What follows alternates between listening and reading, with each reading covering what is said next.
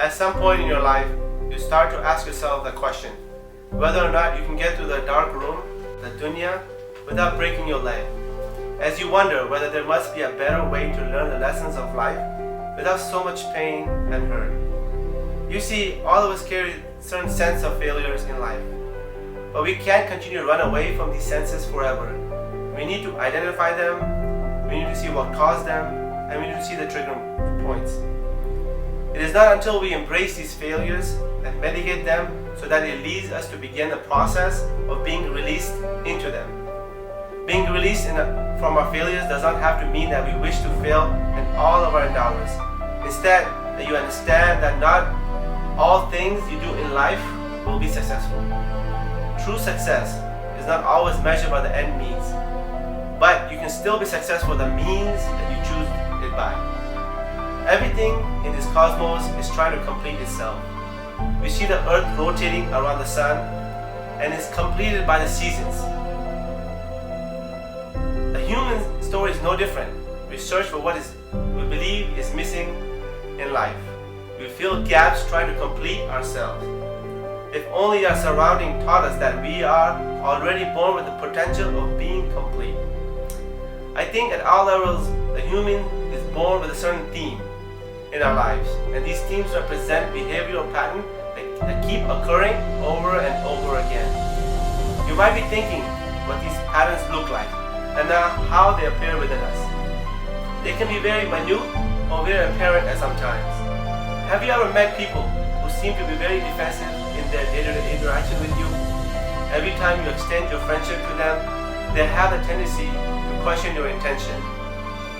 Being defensive with people is a pattern that develops over time and can lead to everlasting resistance.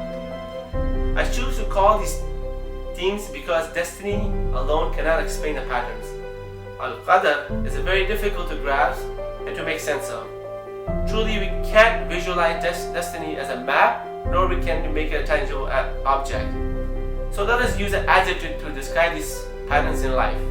These themes are absorbed earlier in life, but with the virtue of our household, how we grew up, and what we heard from our parents, and what we saw from them behaving. All of these affect how we carry these themes throughout our lives.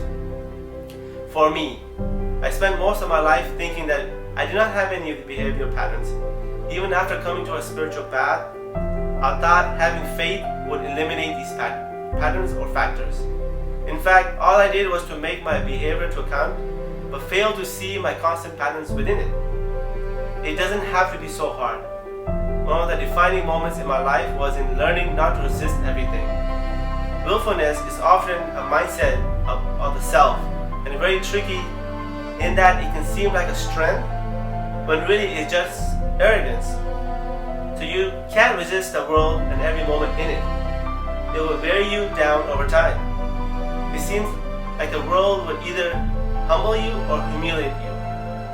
If you are humble, you will always learn the most from whatever you perceive to be less powerful than you. Progress and healing involves seeing every person as not so different than ourselves. Consider each moment as a practice of respect.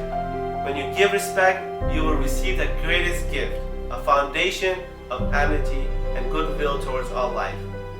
A new change can begin through your inner life by making peace with yourself through total acceptance. You can coexist with your past and present when you learn to respect your journey. Lift the veils of imagination and let the light lead you to the best of the new and the old. The way to move forward is to simply remember. Remember who you truly are. It is only when you accept who you truly are that you can gain access to the potential of who you want to be and who you could be. May we discover the wonderful treasures of ourselves. May we walk the path of our dreams in delight with grace and ease. To love fully, to be awakened fully, and to feel alive.